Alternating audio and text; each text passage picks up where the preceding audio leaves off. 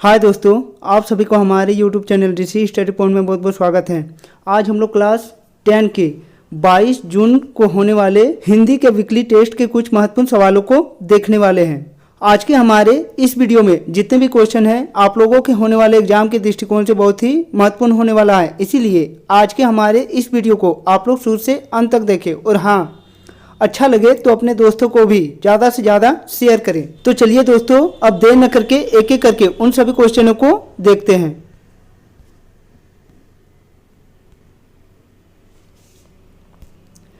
आज का हमारा पहला क्वेश्चन कह रहा है कि गोपियाँ किसके प्रेम में आसक्त हो गई हैं। पहला ऑप्शन है उद्धव प्रेम, दूसरा संगीत प्रेम, तीसरा कृष्ण प्रेम या चौथा इनमें से कोई नहीं।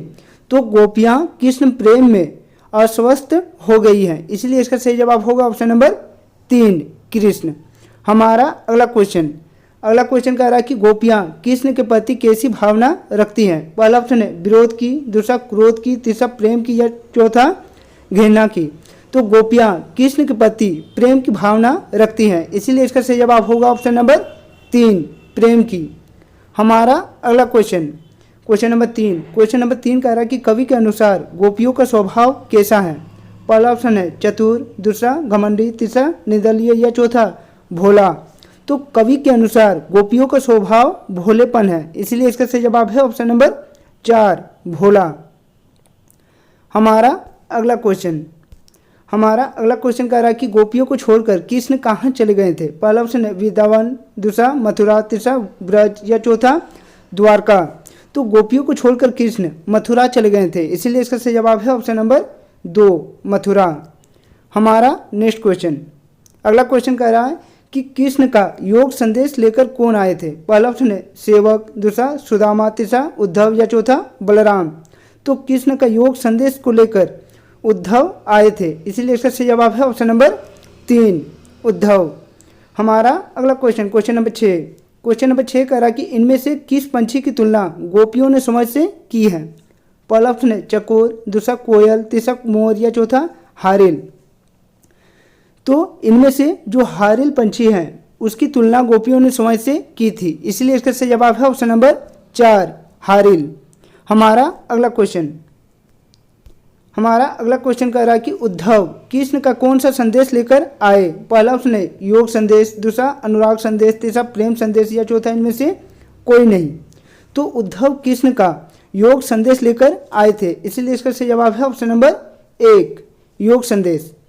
हमारा अगला क्वेश्चन नंबर 8 कह रहा है कि कृष्ण का संदेश सुनकर गोपियों की स्थिति कैसी हो गई। पहला ऑप्शन है मिलन की आस जगी, दूसरा प्रेम की आस जगी, तीसरा खुशी की आस जगी या चौथा विरह की आग जगी। तो कृष्ण का संदेश सुनकर गोपियों की स्थिति विरह की आग जगी जैसी हो गई, इसीलिए इसका सही जवाब है ऑप्शन नंबर 4। हमारा अगला क्वेश्चन नंबर 9 कह रहा है कि उद्धव के व्यवहार की तुलना किसके पत्ते से की गई है। पहला ऑप्शन है पीपल के पत्ते से, दूसरा केले के पत्ते से, तीसरा कमल के पत्ते से या चौथा नीम के पत्ते से। तो उद्धव के व्यवहार की तुलना कमल के पत्ते से की गई है, इसीलिए इसका सही जवाब है ऑप्शन नंबर 3 कमल के पत्ते से। हमारा अगला क्वेश्चन कह रहा है कि उद्धव किसकी संगति में रहकर भी प्रेम से अछूत रह गए। पहला ऑप्शन है गोपियों की, दूसरा सूरदास की, तीसरा कृष्ण की या चौथा किसी की भी नहीं। तो उद्धव कृष्ण की संगति में रहकर भी प्रेम से अछूत रह गया था, इसीलिए इसका सही जवाब है ऑप्शन नंबर 3 कृष्ण की। हमारा अगला क्वेश्चन कह रहा है कि पद कविता के रचयिता कौन है। पहला ऑप्शन है कबीरदास, दूसरा तुलसीदास, तीसरा रैदास या चौथा सूरदास। तो पद कविता के रचयिता सूरदास थे, इसीलिए इसका सही जवाब है ऑप्शन नंबर 4 सूरदास। हमारा अगला क्वेश्चन कह रहा है कि गोपियाँ किसकी अन्य भक्त थी। पहला राधा, दूसरा कृष्ण, तीसरा उद्धव या चौथा सूरदास। तो गोपियाँ कृष्ण के अन्य भक्त थी, इसीलिए इसका सही जवाब है ऑप्शन नंबर 2 कृष्ण। हमारा अगला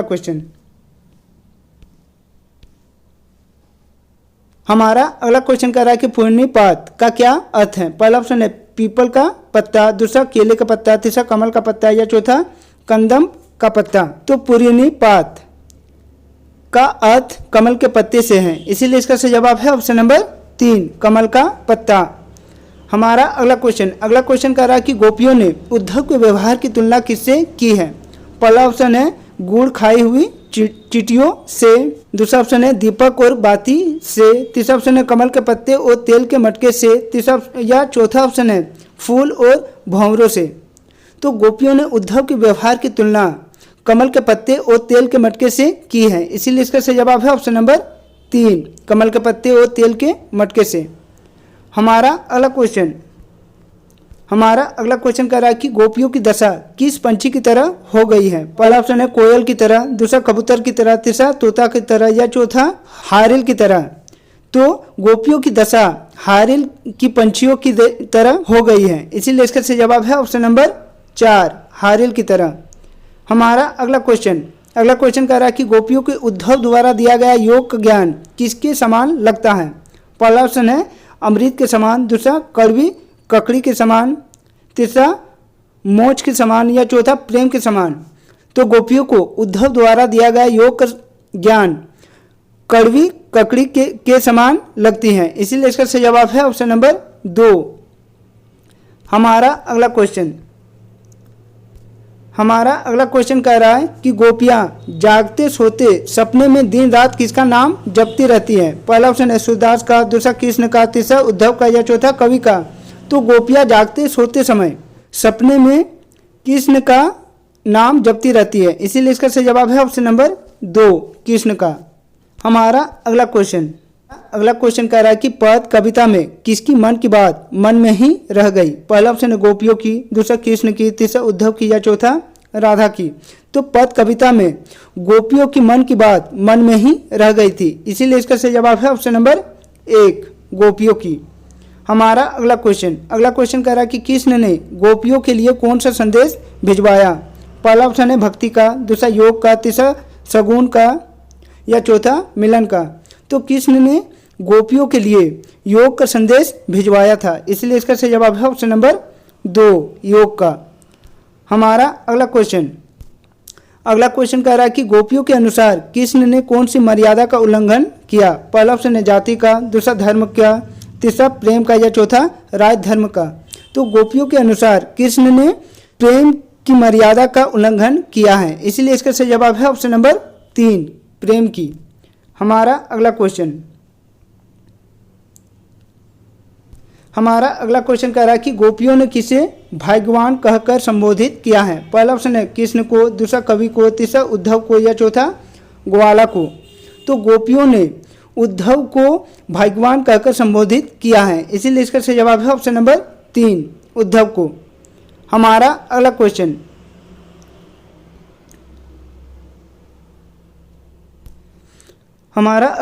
कह रहा है कि कृष्ण के प्रति अन्याय प्रेम को गोपियों ने किसके माध्यम से व्यक्त किया है। पहला ऑप्शन है तेल की गगरी, दूसरा ऑप्शन है हारेल की लकड़ी, तीसरा ऑप्शन है कमल का पत्ता या चौथा प्रेम की नदी। तो कृष्ण के प्रति अन्याय प्रेम को गोपियों ने हारेल की लकड़ी के माध्यम से व्यक्त किया है, इसीलिए इसका सही जवाब है ऑप्शन नंबर 2। हमारा अगला क्वेश्चन कह रहा है कि गोपियों ने उद्धव को योग की शिक्षा कैसे लोगों को देने की बात कही है। पहला ऑप्शन है दुर्बल शरीर वाले को, दूसरा चंचल मन वाले को, तीसरा शांत मन वाले को या चौथा मोटे शरीर वाले को। तो गोपियों ने उद्धव को योग की शिक्षा शांत मन वाले को देने की बात कही है, इसीलिए इसका सही जवाब है ऑप्शन नंबर 3, शांत मन वाले को। हमारा अगला क्वेश्चन सब्जेक्टिव क्वेश्चन है, इसे भी आप लोग अच्छी तरह से याद कर लें। पहला क्वेश्चन है कि गोपियों के अनुसार राजा का धर्म क्या होना चाहिए।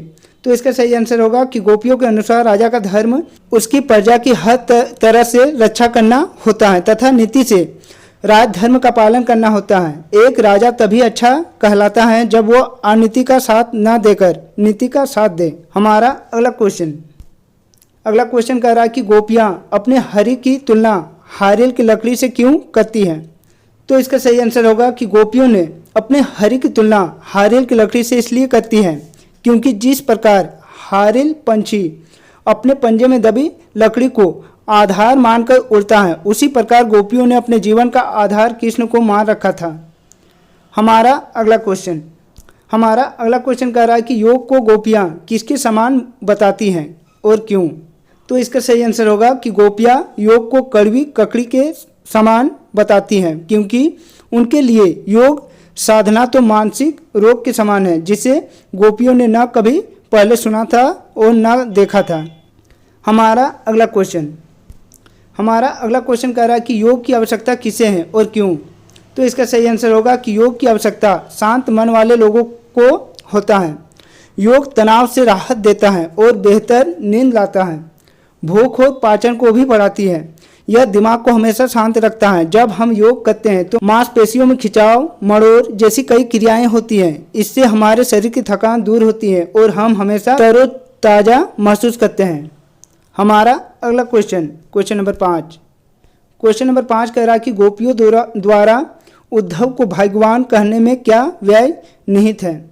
तो इसका सही आंसर होगा कि गोपियाँ उद्धव को भाग्यवान कहकर उन पर व्यय साधती हैं। उनके व्यय का उद्देश्य है कि उद्धव से वे कहना चाहती हैं कि उन्हें कभी प्रेम नहीं हुआ है।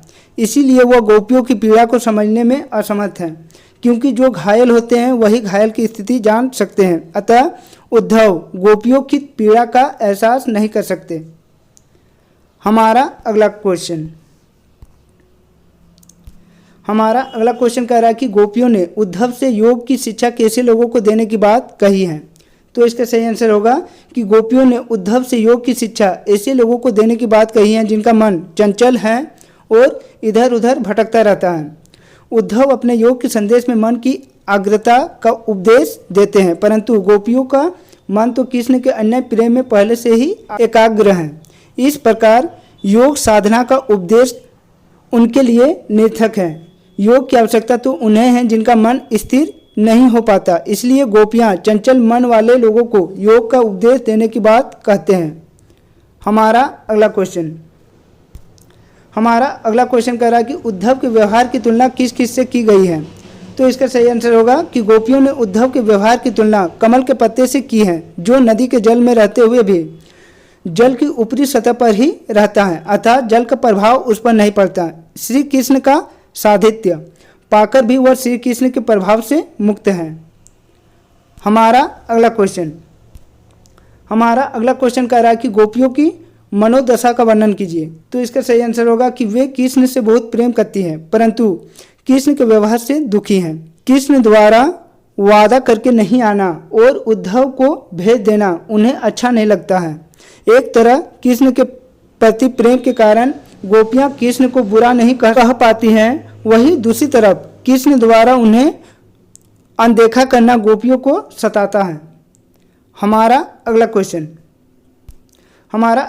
कह रहा है कि गोपियों ने उद्धव को भाग्यशाली क्यों कहा है। तो इसका सही आंसर होगा कि गोपियों ने उद्धव को इसलिए भाग्यशाली कहा है क्योंकि उद्धव श्री कृष्ण के प्रेम से दूर हैं। उन्हें कृष्ण का प्रेम अपने बंधन में न बांध सका। ऐसे में उद्धव को प्रेम की वैसी पीड़ा नहीं झेलनी पड़ रही है जैसी गोपियां झेलने को विवश थी। हमारा अगला क्वेश्चन और हमारे इस सेट का आखिरी क्वेश्चन, अगला क्वेश्चन कह रहा है कि कौन समय को अबला और भोरी कह रही है। तो इसका सही आंसर होगा कि गोपियां समय को अबला और भोरी कह रही है। तो दोस्तों ऐसे ही अच्छे वीडियो सबसे पहले देखने के लिए आप लोग हमारे इस चैनल से जुड़ जाएं, हमारे इस चैनल को सब्सक्राइब कर ले और बेल आइकन को दबा ले। तो चलिए दोस्तों और एक नए वीडियो के साथ फिर मिलते हैं, तब तक के लिए बाय।